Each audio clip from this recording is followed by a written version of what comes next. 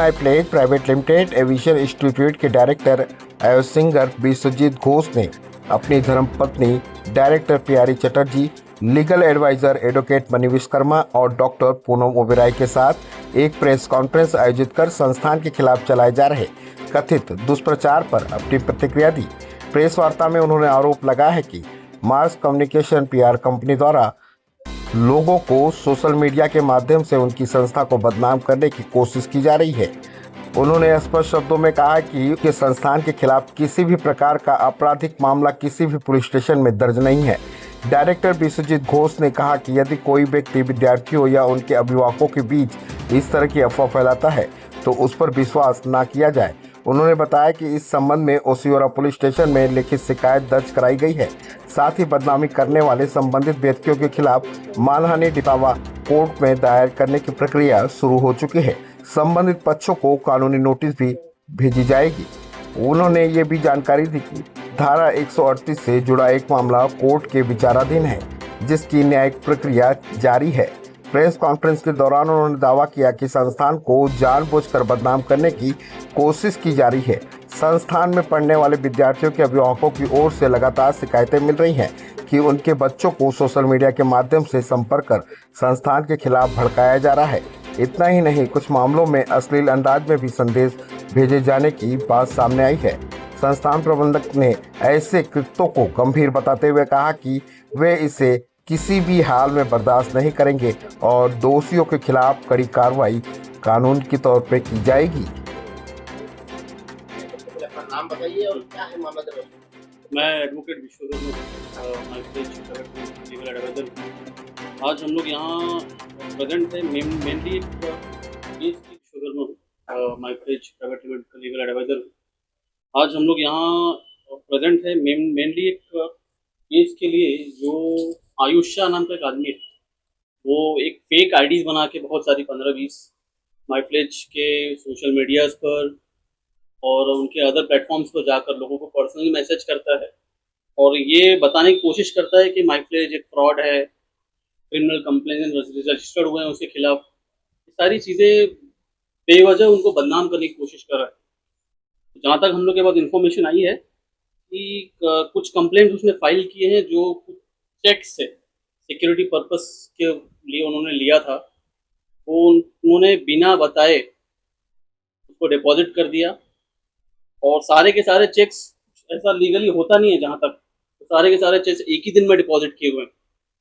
तो वो हम लोग कोर्ट में देखेंगे। फिलहाल उसका अभी जस्ट फाइलिंग किया हुआ है, तो उसके लिए उसका क्रॉस होगा, वो लीगली पर्पस हम लोग देखा जाएगा। हम लोगों ने फिलहाल अभी उसको ऑलरेडी डिफेमेशन का नोटिस भेजा हुआ है। 30 मार्च 2026 को एक डिफेमेशन का नोटिस आयुष शाह, मौसम शाह और आशीष शाह। ये लोग कौन है, क्या करते हैं? ये लोग, ये मेरे क्लाइंट ने बताया था मुझे कि ये लोग उनको अप्रोच किए थे इंस्टाग्राम पे डायरेक्टली कि हम लोग पीआर का काम करते हैं, प्रमोशनल वर्क काम करते हैं, ऐसा उन्होंने बताया कि उनकी एक कंपनी है जो सोशल मीडिया पर प्रमोशन का काम करती है। लेकिन उसके पीछे इनका इंटेंशन ऐसा था कि धीरे धीरे इनको फाइनेंशियल फ्रॉड में फंसाना है और फिर एक्सटॉर्ट करना है मनी इनसे। आशीष शाह इनके डैड, आयुष शाह मौसम शाह के पिताजी हैं आशीष शाह। इनका दोनों का ऐसा कहना था कि ये मनी लैंडिंग का काम करते हैं, जबकि इनके पास कोई लीगली लाइसेंस नहीं है मनी लैंडिंग करने के लिए। इन्होंने ऐसा कहा कि ये लैंडिंग का काम करते हैं और वहाँ से थोड़ा थोड़ा अमाउंट बोले कि आप हम लोग लैंडिंग करेंगे, आप थोड़ा थोड़ा रीपे करते जाइएगा। तो जो जैसे इन्होंने 1 लाख दिया है, तो उसके बदले ये भरोसे पे एक ब्लैंक चेक लेते थे 4 लाख का। इस पे नाम नहीं लिखा हुआ है, अमाउंट नहीं लिखा हुआ है, सिर्फ सिग्नेचर है और उसके ऊपर लिखा हुआ था कि नॉट अबव 4 लाख। डेट भी नहीं है। इस तरीके का चेक वो लेके आते थे। एक म्यूचुअल ट्रस्ट पे था, तो जैसे भरोसे से चल रहा था तो उन्होंने दे दिया। और पीआर का भी जो काम करते हैं उसका भी चेक ही चाहिए। वो लेके जाने के बाद उन्होंने उसको कभी रिटर्न नहीं किया और उन्होंने उसके सारे पेमेंट्स किए, एक्नॉलेजमेंट उनको दिया। देने के बावजूद एक टाइम पर उनके डिमांड ऐसे बढ़ गए कि उन्होंने हर दिन का बोला कि मुझे 3 लाख रुपया चाहिए। और वो बात फिर मेरे क्लाइंट को मैंने एडवाइस किया कि आप इसे मत दीजिए। उन्होंने वहाँ पे स्टॉप कर दिया उनका काम। और उन्होंने 8 तारीख को एनसी फाइल की है, एक एनसी कर दिया कि ये इस तरीके से एक्सटॉर्ट करने की कोशिश कर रहे हैं उसके बाद इन्होंने फिर सारे चेक एक साथ डिपॉजिट कर दिए। चेक स्टॉप किया हुआ था। कोई भी चेक बाउंस नहीं हुआ है, सारे चेक स्टॉप किए हैं। ऑलरेडी बैंक को लेटर लिख करके सारे चेक स्टॉप कराए गए थे हमारे यहाँ से।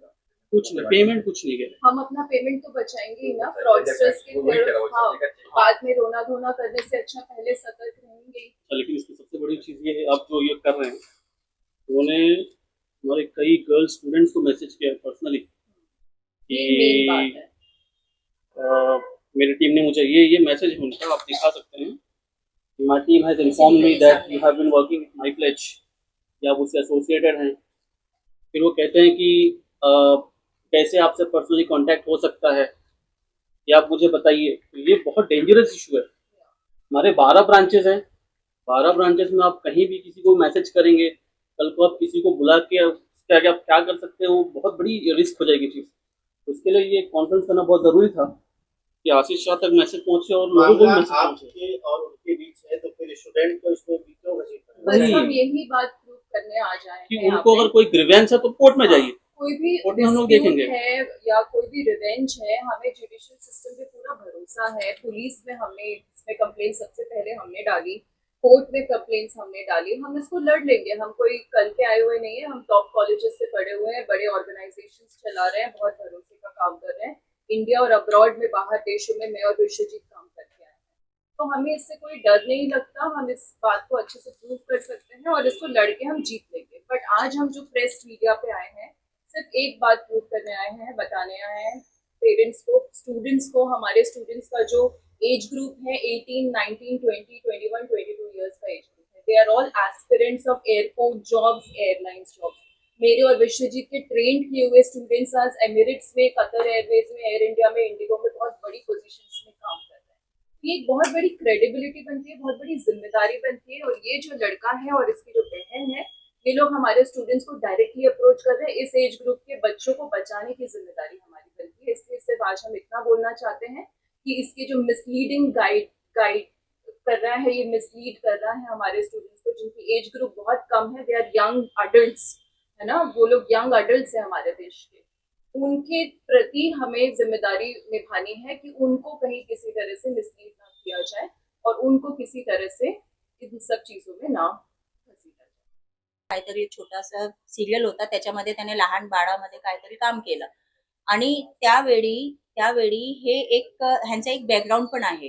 हे आज एक पॉप्युलर सिंगर पण आहे, ह्यांची भरपूर अल्बम पण आली आहे आणि हे जास्त शूटवर असायचे त्यावेळी.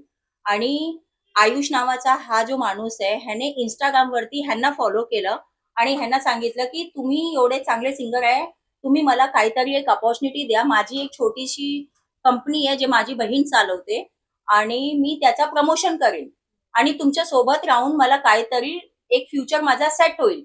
असं म्हणून त्यांना असं वाटलं की जाऊ द्या, आपल्या इंडस्ट्रीचा माणूस आहे, त्यामुळे ह्यांनी त्याच्यावरती ट्रस्ट केलं आणि त्याला काम दिलं. नंतर झालं असं काय की त्यांनी स्टार्टिंगमध्ये आम्हाला 5,000, 6,000, 8,000, 20,000 असे छोटे मोठे अमाऊंट तो आम्हाला बिलमध्ये पाठवायचा ह्यांना आणि हे जास्त शूटवर असायचे. तर हे काय करायचे, कधी ठीक है तुम मैडम के पास से जाओ, कैश ले लो. कधी कधी सांगायचं की ठीक है तो मैं तेको ऑनलाईन भेज देता हूँ. असा करून करून ह्यांनी आजपर्यंत 2 कोटीपेक्षा जास्त त्याला पेमेंट केलं आहे.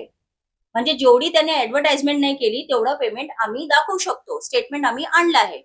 पण हे जे एमओयू आणि पेपरवर्कचं तुम्ही जे सांगतायत ते आम्ही चुकी मानतो की ती आमची चुकी आहे. पण त्यामध्ये दोघांचा टाइम मध्ये काहीतरी इश्यू होता, कारण हे जास्त शूटवर असायचे आणि मॅडमची जी कंपनी आहे ते एकच ठिकाणी नाही आहे, भोपाळमध्ये आहे, बँगलोरमध्ये आहे आणि म्हणजे देहरादून मध्ये आहे, चंडीगड मध्ये आहे. तर मॅडम जास्त ट्रॅव्हलिंगवर असायची आणि त्या लोकांनी सडनली काय करायची सुरुवात केली की मॅडम पण इथे आहे नाही, सर पण नाही, रेग्युलर ते ऑफिसमध्ये यायचे. आपल्या पीआरचं त्यांची काय सिस्टम बसते आणि आपल्याला पण माहितीये सोशल मीडियाची टीम असतो की भाई मला जर काम दिलंय तर मी समोर बसेन आणि माझी टीम बसेल. असं करून त्यांना आम्ही ऍक्सेस दिलं की तुम्ही काम करा इथे बसून. पण नंतर 2 लाख, 2.5 लाख, 6 लाख, 12 लाख असे तो बिल पाठवायला लागला आम्हाला. आणि बिल पाठवल्यानंतर आम्हाला सांगितलं की आम्हाला जास्त कधी समजा तुम्ही फ्युचरमध्ये आम्हाला पेमेंट नाही केलं तर तुम्ही मला सिक्युरिटी पर्पज जे आपण देतो ना कोणाला की बाबा हे चेक तुम्ही ठेवा, जेव्हा मी तुला पेमेंट करीन तर तू माझा जे चेक आहे ते आम्हाला परत कर. पण नंतर काय झालं की आम्ही पेमेंट करत राहिलो पण त्या माणसांनी आपल्याला चेक रिटर्न दिला नाही. आणि मी बोलते आज 3 वर्षामध्ये 4 कोटी पीआरचा बिल कसा काय पेंडिंग असू शकतो? ते कोर्ट डिसाईड करेल ना.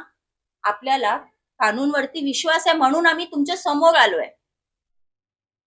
आम्ही त्यांना काय सांगितलं की जर तुमचे 4 कोटीचे आहे ना तुम्ही बिल आणून द्या, आम्हाला इनव्हॉइस आणून द्या. ज्या माणसाच्या अकाउंटमध्ये 2,000 3,000 पेक्षा कधी बॅलन्स नसायचे तो 4 कोटी बॅलन्स कसं काय ठेवू शकतो? हे जजला कळेल ना तेव्हा. लीगल ऍडवायझर बघेल एकमेकांना.